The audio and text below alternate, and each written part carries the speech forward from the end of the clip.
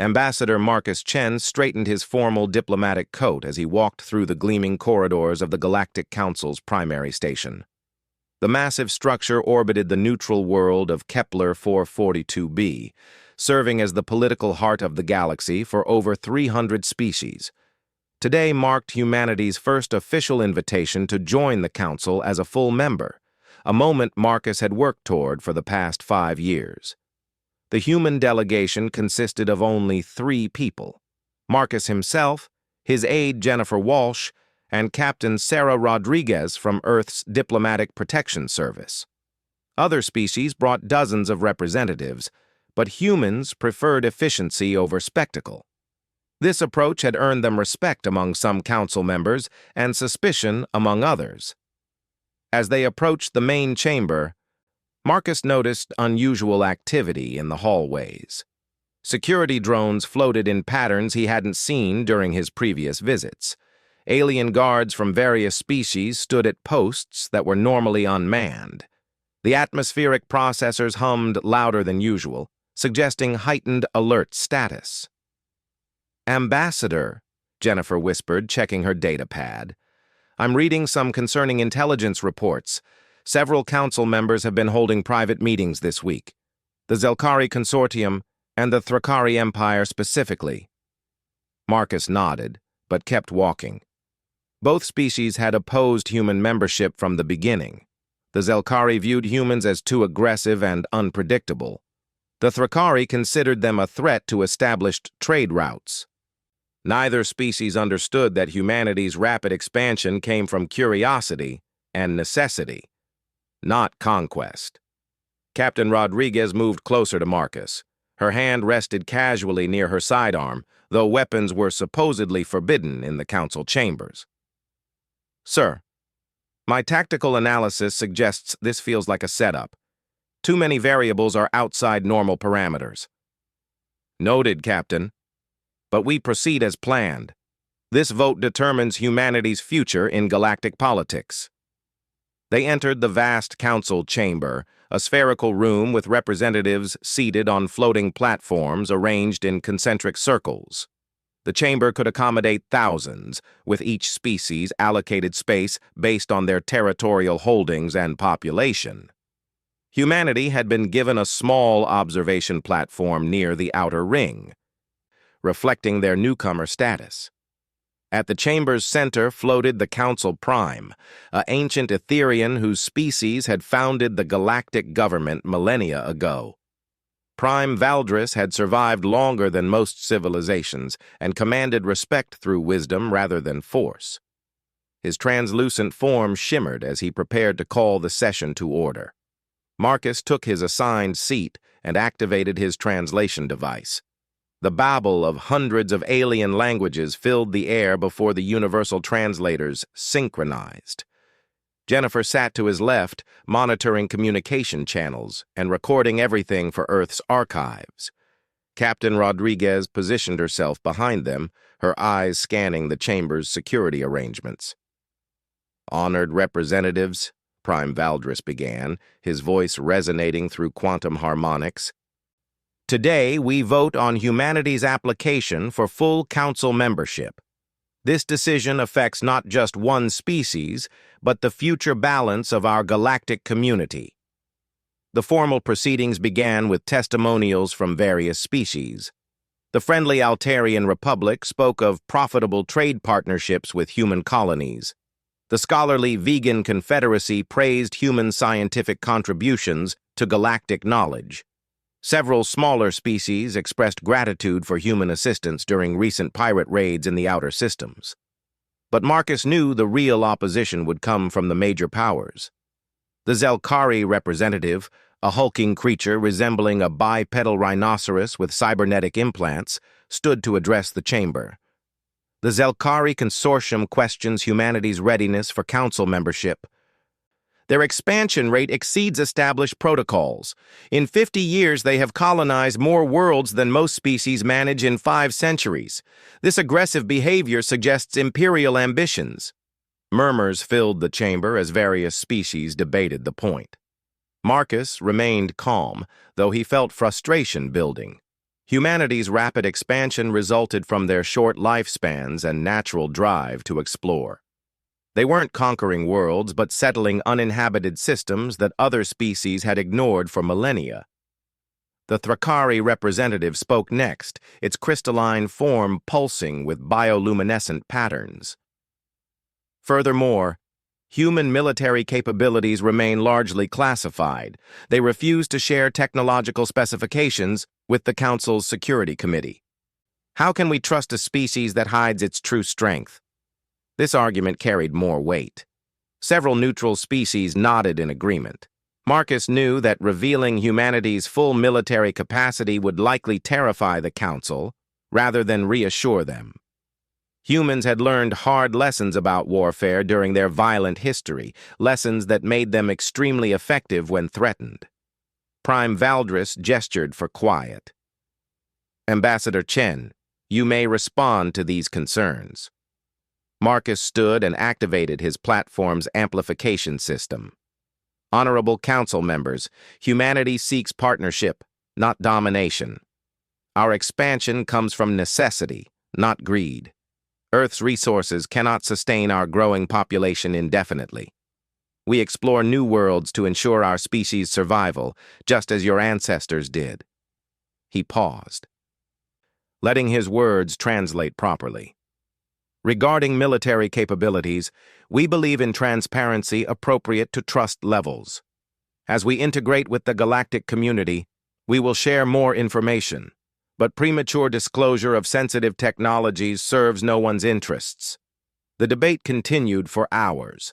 Marcus fielded questions about human culture, technology, and intentions.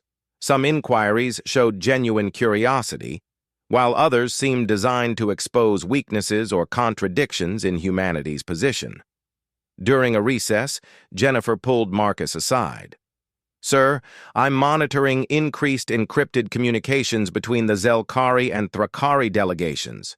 Their security teams are also moving into new positions around the chamber. Captain Rodriguez joined them. I've identified 17 potential threat vectors in this room. Most Council species rely on energy weapons that our personal shields can deflect, but the Zelkari have kinetic weapons that could penetrate our defenses. Marcus considered this information. Political assassination was supposedly impossible in the Council chambers due to advanced security systems, but the systems were designed by the same species now opposing human membership. Trust had limits.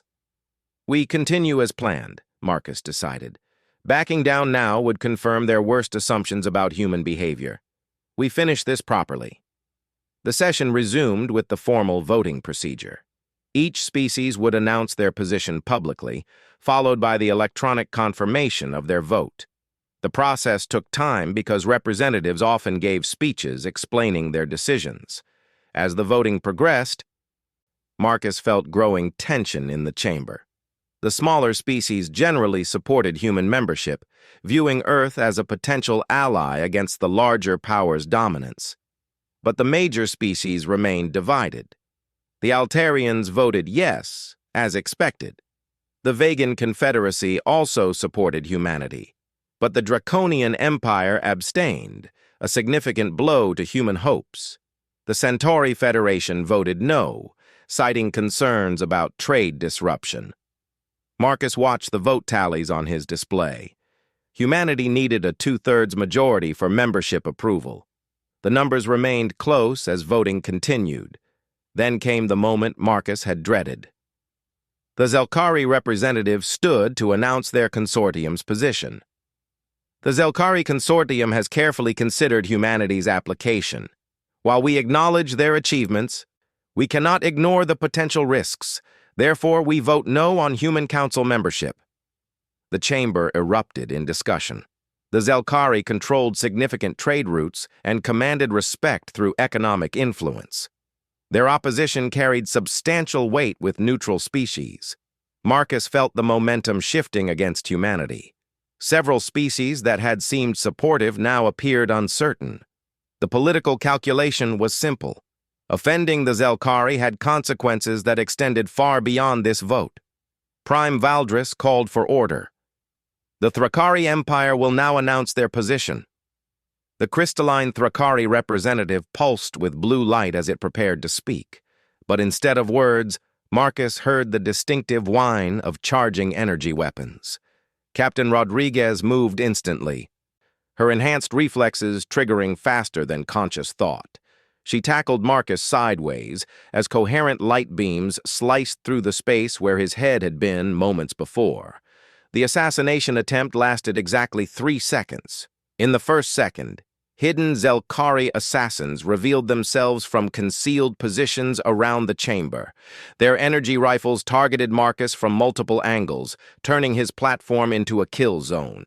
In the second second, Captain Rodriguez's combat implants analyzed the threat vectors and calculated optimal responses. Her sidearm cleared its holster as she rolled to cover Marcus with her body. In the third second, Marcus Chen ended the fight. The human ambassador's diplomatic coat contained more than ceremonial decorations. Woven into the fabric were millions of microfilaments connected to a quantum processor that had been analyzing the chamber's layout since his arrival. The same technology that made human starships nearly impossible to target had been miniaturized into personal defense systems. Marcus didn't draw a weapon. He didn't need to. The quantum processor identified every hostile weapon in the chamber and calculated precise electromagnetic pulses to disrupt their firing mechanisms. The pulses transmitted through the microfilaments in his coat and projected outward in focused beams. Every Zelkari weapon simultaneously exploded in its user's hands. The chamber fell silent, except for the screams of wounded assassins and the hum of Marcus's coat returning to passive mode. Prime Valdris stared at the human ambassador in shock. How did you do that? Marcus straightened his coat and helped Captain Rodriguez to her feet. The same way we've survived and thrived in a galaxy that often views us as threats, Prime Valdris. We prepare for every possibility and hope we never need to use our preparations. Jennifer emerged from behind their overturned platform, her datapad still recording.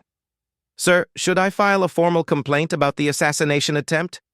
Marcus looked around the chamber at the stunned alien faces. Several council security teams were moving to arrest the surviving Zelkari operatives. The Thrakari representative had apparently disconnected from the session entirely, its platform now empty.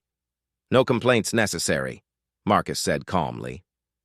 I believe this incident has provided the Council with valuable information about humanity's character and capabilities. He activated his platform's amplification system once more. Honorable Council members, you have seen today that humans do not seek conflict. We came here in good faith, seeking peaceful membership in your organization. But we also do not allow threats against our people to go unanswered. Prime Valdris slowly processed what had occurred. Ambassador Chen, you have demonstrated abilities far beyond what humanity has previously disclosed to this council. Indeed, Prime Valdris. As I mentioned during the debates, we believe in transparency appropriate to trust levels. Today's event suggests that complete transparency may be necessary for productive future relationships. The implications hung in the air like a challenge. Marcus had just proven that human defensive technology could neutralize threats inside the galaxy's most secure facility. The question now was whether the Council would view this as a threat or an asset. The revelation. The emergency session convened within hours of the assassination attempt. The council chamber had been cleared of debris and wounded Zelkari operatives, but tension remained thick in the recycled atmosphere. Species representatives huddled in nervous clusters, whispering about humanity's unexpected defensive capabilities. Marcus Chen sat in the same chair, his diplomatic coat showing no signs of the previous incident. The quantum defense system had recharged completely, though he hoped never to demonstrate its capabilities again. Captain Rodriguez maintained her position behind him, now openly wearing her sidearm after the Council's security protocols had been proven inadequate.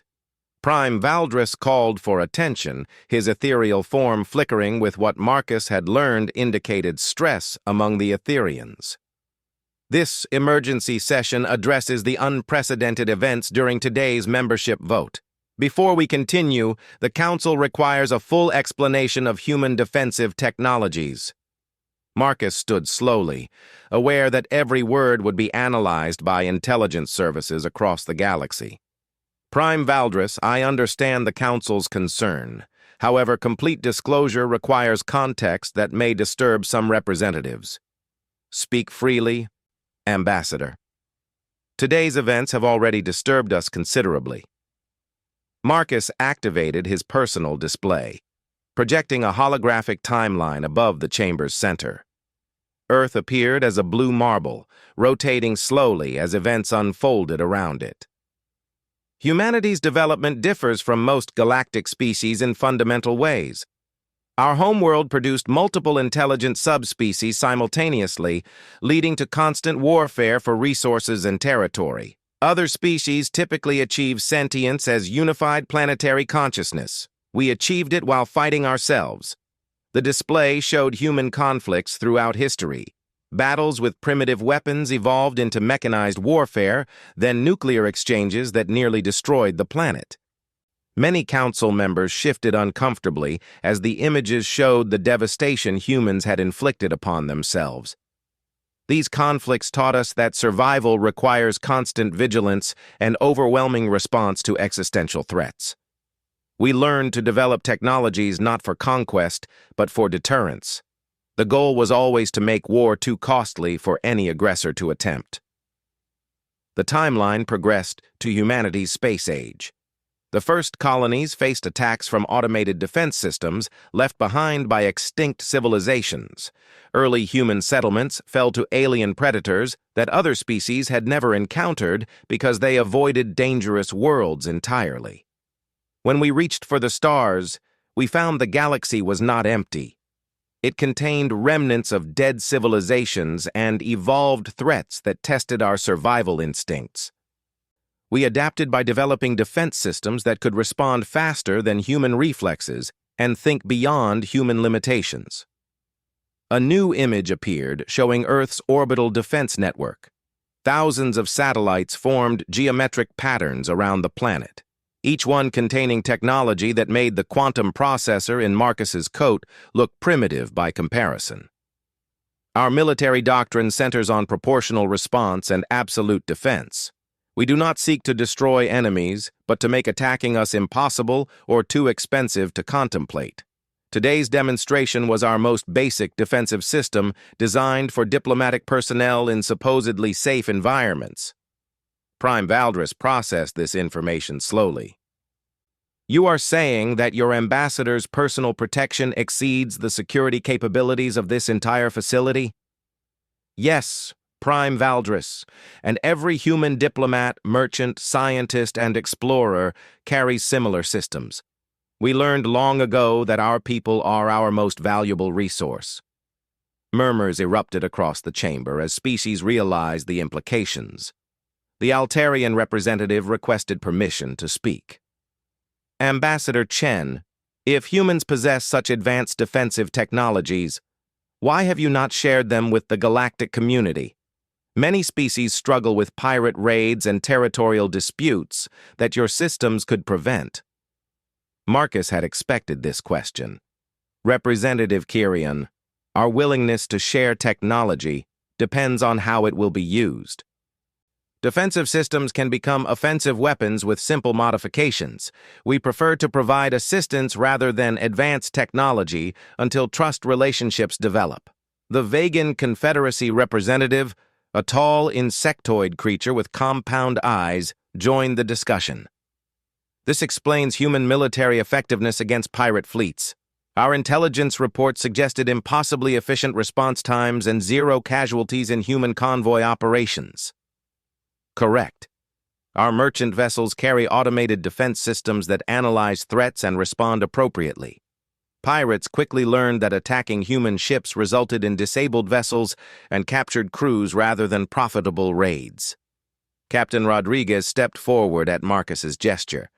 If I may explain the tactical perspective, representatives, human military philosophy prioritizes preserving life, including enemy life when possible.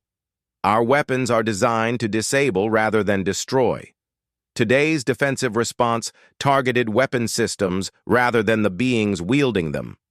The Draconian Empire representative, a massive reptilian creature with cybernetic implants, leaned forward with interest. This suggests human military capabilities exceed our previous estimates significantly. How many human worlds possess orbital defense networks? Marcus smiled diplomatically. All of them, Representative Scarn. We established that policy after losing 3 early colonies to automated defense systems from dead civilizations. Every human settlement receives full defensive infrastructure before civilian population exceeds 10,000. The chamber erupted in discussion again. The mathematical implications were staggering. Humanity had colonized over 200 worlds in 50 years, meaning 200 fully defended systems with technology that could neutralize threats inside the galaxy's most secure facility. Prime Valdris called for order. Ambassador Chen, this information significantly changes our understanding of humanity's position in galactic affairs. Why have you not revealed these capabilities previously? Because we hoped they would never be necessary, Prime Valdris. Our goal has always been peaceful integration with the galactic community. Displaying superior military technology typically generates fear rather than friendship. Jennifer Walsh activated her datapad and projected new information into the chamber. If I may provide additional context, representatives. Humanity's rapid expansion created misconceptions about our intentions. We weren't conquering territory but fleeing potential threats. The display showed Earth's position relative to galactic core. Humanity had expanded primarily toward the galactic rim, avoiding established trade routes and populated systems. Their expansion pattern showed clear evidence of defensive positioning rather than aggressive conquest. Our settlements form defensive lines against threats from unknown space beyond the galactic edge. Intelligence reports suggest massive automated fleets operating in dark matter clouds outside our galaxy. We've been preparing for potential invasion that other species haven't detected. This revelation caused an even greater stir. The concept of extragalactic threats was theoretical to most Council species. The idea that humans were actually preparing for such possibilities suggested either paranoia or superior intelligence capabilities. The scholarly vegan representative requested more details. You possess evidence of threats from beyond our galaxy? Marcus nodded to Jennifer, who projected new data. Our deep space monitoring stations have detected electromagnetic signatures consistent with massive fleet movements in the void between galaxies. The patterns suggest organized intelligence rather than natural phenomena. However, Marcus continued, we cannot prove hostile intent. The signatures might represent peaceful exploration by species from neighboring galaxies. Our defensive preparations are precautionary rather than responses to confirmed threats. The chamber fell silent as representatives processed this information. The implications were enormous. If humans were correct about extragalactic threats, their defensive preparations might benefit the entire galaxy. If they were wrong, they possessed military capabilities that could dominate galactic politics. Prime Valdris spoke carefully. Ambassador Chen, assuming these threats materialize, would humanity be willing to share defensive technologies with Council member species? Absolutely, Prime Valdris. In fact, we had hoped Council membership would facilitate such cooperation. Our defensive technologies work best when integrated across multiple systems and species. Collaborative defense networks provide superior protection compared to isolated planetary systems. The Zelkari representative, a different individual from the consortium member who had organized the assassination attempt, requested permission to speak. The consortium had apparently replaced their entire delegation after the incident. Ambassador Chen, the Zelkari consortium formally apologizes for today's attack. The responsible parties acted without authorization and have been removed from their positions permanently. However, we must address practical concerns about human military superiority. Marcus appreciated the directness. Please speak freely, Representative. If humans possess such advanced defensive capabilities, what prevents you from using them for conquest? How can weaker species trust that you will not eventually dominate galactic politics through superior technology? The question struck to the heart of galactic fears about humanity. Marcus had prepared for this moment throughout his diplomatic career. Representative, humans learned a crucial lesson during our violent history. Superior technology does not guarantee victory, and victory does not guarantee survival. Our most advanced civilizations fell to internal conflicts despite possessing weapons that could destroy continents. He gestured to the timeline still floating above the chamber. We developed our defensive technologies specifically because we understand that aggressive use of superior force creates enemies rather than allies. Every human remembers that our homeworld nearly became uninhabitable due to conflicts between technologically advanced nations. Captain Rodriguez added her perspective. From a strategic standpoint, representatives, conquest requires constant resource expenditure to maintain control over unwilling populations. Humans learned that cooperation produces better results with lower costs. Our defensive posture reflects this understanding. The draconian representative pressed for more details. But surely human leaders must be tempted by the advantages your technology provides. Marcus smiled grimly. Representative Scarn, human leaders who show aggressive tendencies are removed from power quickly. Our democratic systems evolved specifically to prevent concentration of military authority in individual hands. No single human can authorize offensive use of our defensive technologies. Jennifer projected Earth's governmental structure for the chamber's reference. The complex system of checks and balances showed multiple overlapping authorities required for any military decision. Emergency protocols existed, but they required consensus from representatives across all human colonies. Additionally, Marcus continued, humans rotate leadership positions regularly. Our current Earth president serves a 4-year term and cannot be re-elected. Military commanders serve fixed terms with mandatory retirement. This prevents individual accumulation of power. Prime Valdris studied the governmental displays carefully. This system seems designed to prevent exactly the kinds of concerns other species have raised about human intentions. Correct, Prime Valdris. We designed our institutions specifically to prevent the mistakes that led to our historical conflicts. Trust in human peaceful intentions must be based on our governmental structures rather than individual promises. The emergency session continued for several more hours as representatives asked detailed questions about human technology, government, and strategic intentions. Marcus answered as openly as possible while maintaining appropriate security classifications. As the session concluded, it became clear that the assassination attempt had fundamentally changed the membership debate. Instead of questioning whether humans deserved council membership, representatives were now debating whether they could afford to reject humanity's application.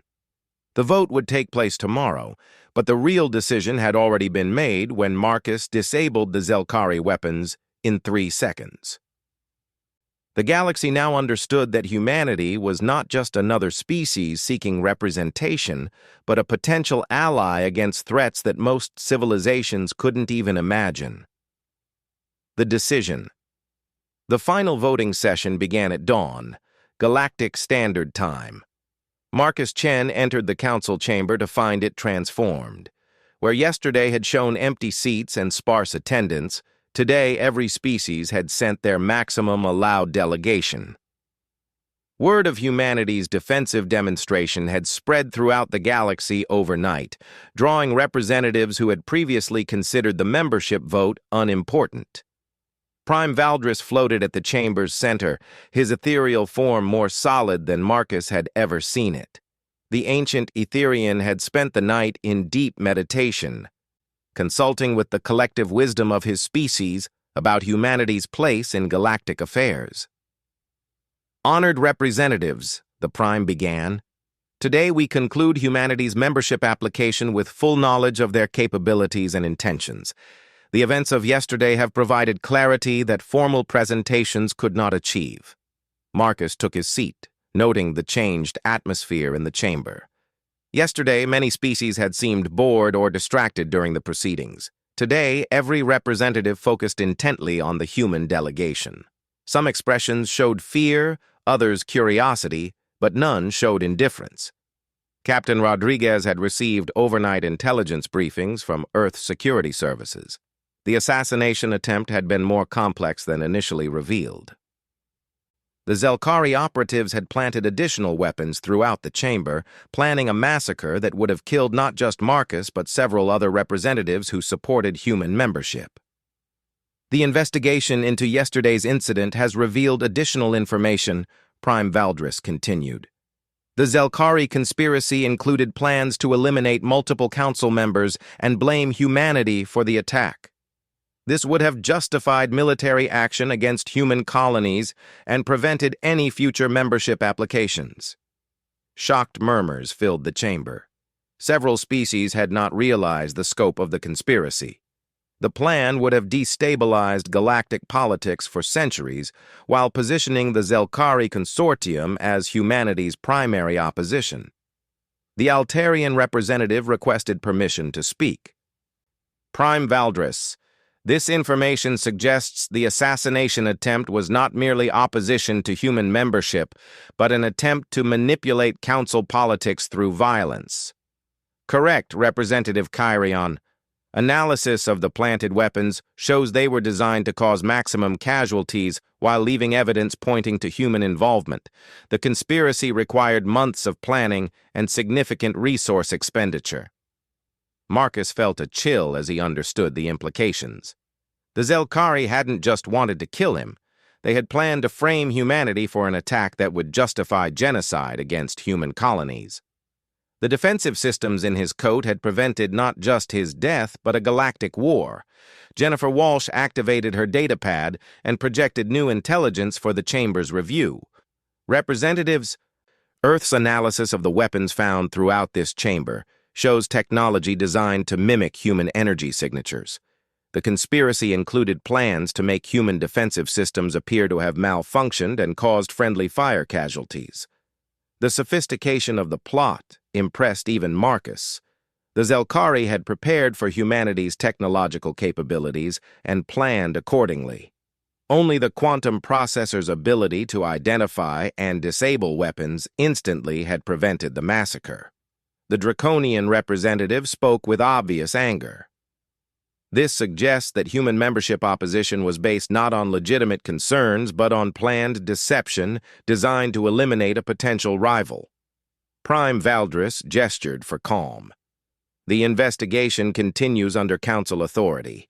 However, today's vote proceeds based on humanity's qualifications rather than external manipulation attempts. The formal voting began with smaller species announcing their positions first. The pattern quickly became clear. Species that had been uncertain yesterday now supported human membership enthusiastically.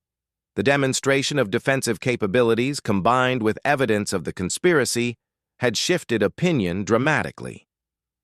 Marcus watched the vote tallies with growing amazement. Species that had never shown interest in human affairs were now declaring humanity essential to galactic security. The mathematics of council politics had changed overnight. The Vegan Confederacy delivered a lengthy speech praising human scientific contributions before confirming their support. The Centauri Federation, which had voted against humanity yesterday, announced they were changing their position based on new information about human defensive capabilities. The Centauri Federation recognizes that galactic security requires cooperation between species with complementary capabilities. Humanity's defensive technologies could benefit all council members through collaborative development programs. As voting continued, Marcus realized that yesterday's 3-second demonstration had accomplished more than 5 years of diplomatic negotiations. The galaxy now understood that humans were not aggressive newcomers seeking conquest, but prepared defenders against threats that other species couldn't handle. The turning point came when the Draconian Empire announced their position. Representative Skarn stood to address the chamber, his massive form commanding attention. The Draconian Empire has historically opposed rapid expansion of council membership. We believe new members should prove their worthiness through extended observation periods. However, yesterday's events have demonstrated that humanity possesses not only advanced capabilities, but wisdom in their application. The chamber fell silent as one of the galaxy's most conservative species prepared to announce their vote. Ambassador Chen could have responded to the assassination attempt with overwhelming force. His defensive systems could have killed every Zelkari operative instantly. Instead, he chose precise neutralization that preserved life while ending the threat. This demonstrates the judgment and restraint required for council membership. Marcus felt emotions he hadn't expected. The draconian approval meant more than political calculation. It represented recognition that humanity had learned from their violent history and chosen a different path. Therefore, the Draconian Empire votes yes on human council membership. The chamber erupted in discussion. If the conservative Draconians supported humanity, the remaining votes would be a formality. Several neutral species immediately announced their support, citing Draconian reasoning. But the real surprise came from an unexpected source. The Thrakari Empire, whose representative had fled during yesterday's incident, had sent a new delegation overnight. The replacement representative, a crystalline being who pulsed with golden light, requested permission to address the chamber.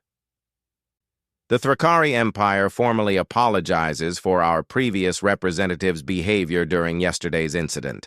Analysis of the evacuation records shows they departed the chamber immediately before the assassination attempt began, suggesting advanced knowledge of the conspiracy.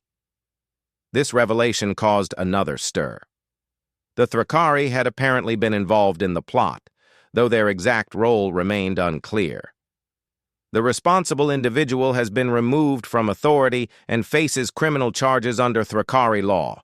However, the Empire wishes to make amends for this betrayal of council protocols. The new representative pulsed with deeper golden light as they continued. The Thrakari Empire not only votes yes on human council membership, but proposes immediate elevation to full member status rather than the traditional probationary period. Marcus couldn't hide his surprise. Full membership typically required decades of observation and gradual integration.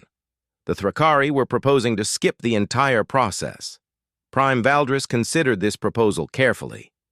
Representative Kelthera, full membership grants humans immediate access to all council databases, including classified security information about galactic threats.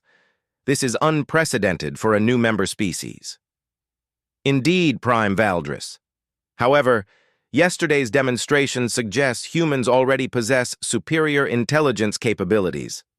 Their warnings about extragalactic threats indicate monitoring systems beyond Council technology. Restricting their access to our databases might actually reduce galactic security. The logic was sound, though politically radical. Marcus realized the galaxy was essentially admitting that human technology exceeded their own in critical areas. Jennifer leaned over to whisper in Marcus's ear. "Sir, full membership would give us access to council archives going back millions of years. We could finally verify our theories about the extragalactic signals." The voting continued with the outcome no longer in doubt. Species after species announced their support for human membership. The Zelkari Consortium, now under new leadership, voted yes while promising full cooperation with the conspiracy investigation. When the final tally appeared, the numbers showed overwhelming support. Humanity had received approval from 87% of council members, far exceeding the required two-thirds majority. Prime Valdris announced the result formally. The Galactic Council hereby grants full membership to the human species effective immediately. Ambassador Chen, you are now authorized to represent humanity in all council proceedings and access all membership privileges. The chamber erupted in applause, though Marcus noticed some species seemed more relieved than celebratory. The galaxy had essentially voted to ally with humans, rather than risk opposing them. But the real surprise came in Prime Valdris's next announcement. Additionally, the Council has voted to establish a new position, Director of Galactic Defense Coordination. This role will oversee collaborative defense projects between member species and coordinate responses to external threats. Ambassador Chen, the Council unanimously nominates you for this position. Marcus stood slowly, understanding the implications. The galaxy wasn't just welcoming humanity as members. They were asking humans to take responsibility for galactic defense against threats that other species couldn't handle. Prime Valdris, I am honored by the Council's confidence. However, this position should be offered to someone with appropriate military experience and strategic knowledge. Captain Rodriguez stepped forward. Sir, if I may suggest that you recommend me for the position while maintaining your role as Earth's primary diplomatic representative. The responsibilities can be divided appropriately. Prime Valdris considered this proposal. Captain Rodriguez, your qualifications include direct experience with human defensive technologies and tactical doctrine. The Council would be pleased to consider your nomination. Marcus nodded to his security chief. Prime Valdris, I formally nominate Captain Sarah Rodriguez for the position of Director of Galactic Defense Coordination. Her experience and judgment make her ideal for coordinating defensive efforts across multiple species and technological platforms. The vote on Rodriguez's nomination passed unanimously within minutes. The galaxy had apparently decided that having humans in charge of their defense was preferable to facing human defensive capabilities as opponents. As the session concluded, Marcus realized that yesterday's 3-second fight had changed more than humanity's political status. It had fundamentally altered the balance of galactic power, placing humans at the center of decisions about war, peace, and survival. The galaxy had tried to eliminate humanity through assassination and conspiracy. Instead, they had learned that humans were the allies they needed against threats they couldn't imagine. The assassins' failure had become humanity's greatest diplomatic victory. Walking out of the chamber, Marcus felt the weight of responsibility settling on his shoulders. Humanity now had the influence they had sought, but they also had obligations that would test their wisdom and judgment for generations to come. The galaxy had accepted humanity not because they were harmless, but because they were dangerous in ways that served galactic interests. The real challenge would be proving worthy of that trust while maintaining the defensive vigilance that had made them valuable allies in the first place. 3 seconds had changed everything. Now humanity had to prove they deserved the galaxy's faith in their judgment.